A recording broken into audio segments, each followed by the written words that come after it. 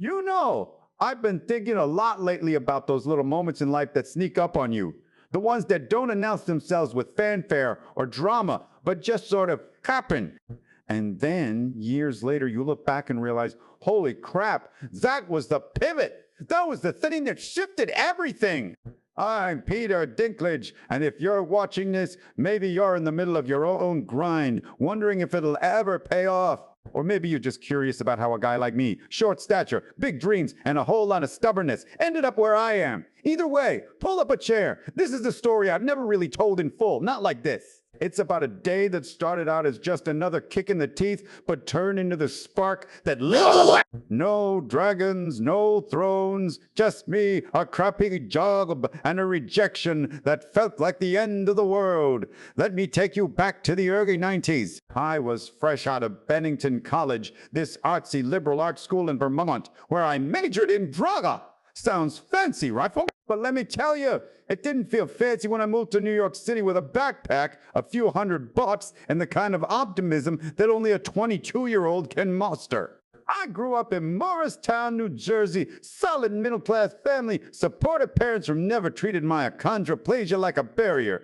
My dad was an insurance salesman. Mama mia, they raised me to believe I could do anything. But the world had other ideas. From the time I was a kid, I knew I was different. Kids stared, adults whispered, but I found a refuge in acting. On stage, I wasn't the dwarf. I was Puck in A Midsummer Night's Dream or whatever role. Let me disappear into someone else's skin. So, New York, the mecca for actors. I crashed on friends' couches, auditioned for anything that didn't scream stereotype. You see, even back then, I had this rule. No elves, no leprechauns, no roles that reduced me to my height. I wanted to be seen as an actor, period. But the industry, it wasn't ready for that. I'd walk into auditions and directors would do that polite smile, the one that says, "Oh, interesting choice," before sending me packing. Rejections piled up like unpaid bills. To make ends meet, I took whatever jobs I could. Bartending, too short to reach the top shelf comfortably. Waiting tables, same issue. I ended up in a string of odd gigs.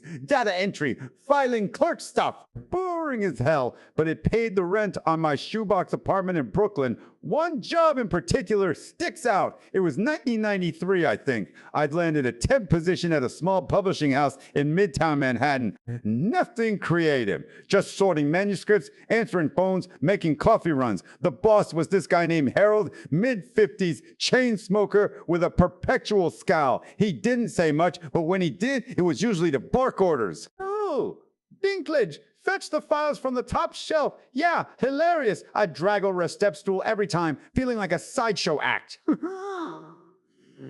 The other employees were nice enough, but there was always that undercurrent. The glances, the awkward silences when someone made a height joke and then backpedaled. I hated it, but I needed the money. Acting gigs were sparse. I'd done a few off-Broadway plays, bit parts in indie films that no one saw. My big break? Nowhere in sight. The struggle was real, folks. Every morning, I'd wake up with this knot in my stomach. Am I just going to fade into obscurity? I'd stare at the ceiling, replaying auditions in my head. One time, I went out for a commercial, some insurance ad, ironically, like my dad's job. The casting director took one look at me and said, "We were thinking more average height, average." That word stung. It wasn't just rejection, it was dismissal, like I didn't even register as a possibility. Nights were worse. I'd hit the bars with actor friends, all of us commiserating over cheap beer. "Hang in there, Pete," they'd say. "Your time's coming." But doubt crept in. Maybe I was delusional. Maybe the world wasn't going to change for a guy like me. And then came that day. It was a Tuesday in late fall. Gray skies, the kind of chill that seeps into your bones. I'd been at the publishing house for about 3 months, grinding through the monotony. That morning, Harold called me into his office. I figured it was for another coffee run, but no. He sat there, cigarette dangling, and said, "Peter, we're letting you go." Just like that. No warning, no explanation at first. I pressed him. Why? Did I screw up? He hemmed and hawed, then finally admitted it. Look, kid, you're great at the work, but clients come in and they see you at the front desk. It's distracting. Doesn't fit the image we're going for. Distracting because of my height. He said it like it was a fact, not an insult, but it landed like a punch. I remember standing there, all 4 or 5 of me, feeling smaller than ever. Rage bubbled up, but I swallowed it. Thanks for the opportunity, I muttered, grabbed my coat and walked out. Outside, on the bustling streets of Midtown, I felt lost. The city noise, horns blaring, people rushing, it all blurred. I had maybe 2 weeks' pay in my pocket, rent due soon, acting, forget it. That rejection echoed every other one I'd faced. I wandered aimlessly, ended up in Central Park, sat on a bench watching joggers and dog walkers. That's when the catalyst hit in the most ordinary way. An old guy shuffled by, must have been in his 80s, tweed coat, cane tapping the path. He noticed me, paused, and sat down without asking. Rough day, he asked, voice gravelly from years of whatever life had thrown at him. I nodded, not in the mood to talk. But he kept going. You look like you've been kicked. Let me guess. Job? I spilled a bit. The firing, the height thing. He listened, then chuckled softly. Ah, the world's full of heralds. But you know what? They don't get to write your story. He introduced himself as Mr.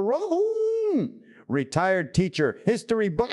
We talked for what felt like hours, but was probably 45 minutes. He shared his own tale. Jewish immigrant kid in the 30s, faced anti-Semitism everywhere. Wanted to be a professor, but doors slammed shut. Ended up teaching high school, but along the way, he found purpose in the fight. Ever read about David and Goliath? He asked. I smirked. Yeah, the ultimate underdog story. But he dug deeper. It's not just about the slingshot. It's about refusing to play by their rules. David didn't armor up like Goliath. He used what he had, his speed, his smarts. Then he quoted Shakespeare from Richard III of all things. Since I cannot prove a lover, I am determined to prove a villain.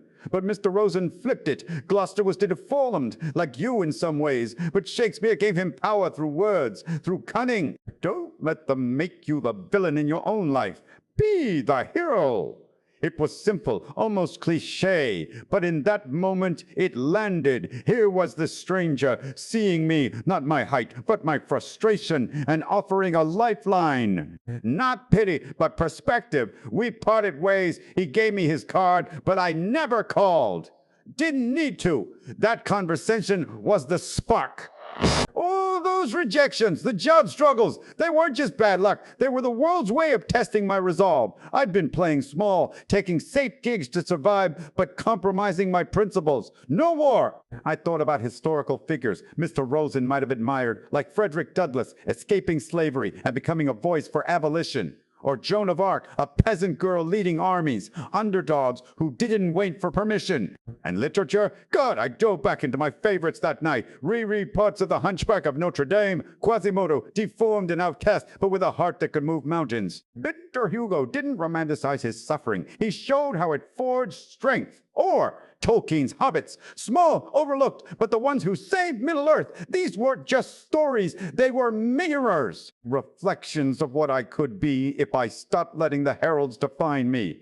That night, I made a vow, no more temp jobs that drain my soul. I'd hustle harder on the acting front, but on my terms. I pounded the pavement, auditions, networking, even writing my own stuff. It wasn't overnight. Hell, the next few years are brutal. More rejections, ramen noodles for dinner, crashing on floors, but something shifted inside. The failures didn't crush me anymore. They fueled me. I landed a role in an off-Broadway play called The Killing Act. Small part, but meaty. Then, Living in Oblivion, an indie film where I played a frustrated actor ranting about dwarf stereotypes. Meta, right? It was cathartic. Directors started noticing, not despite my height, but because of how I...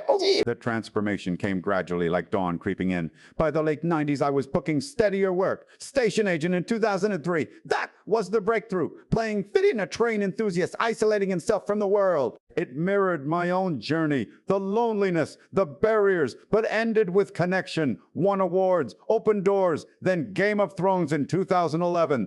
Tyrion Lannister, the imp, the outcast, but the smartest guy in the room. Millions watched, and suddenly I wasn't just an actor, I was a symbol. Kids with dwarfism wrote to me saying I inspired them. Parents thanked me for showing their children they could be heroes. But looking back, it all traces to that bench in Central Park. That small, frustrating moment, getting fired for being...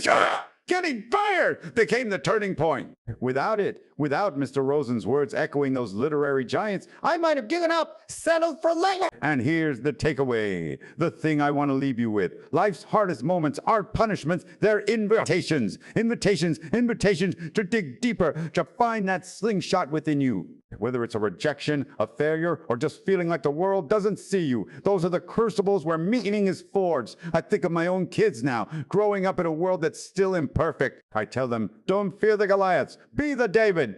Because in the end, it's not about the height of the obstacle, it's about the depth of your resolve. Find your bench, your stranger, your story, and let it transform you. Oh, thanks for listening. Keep fighting the good fight.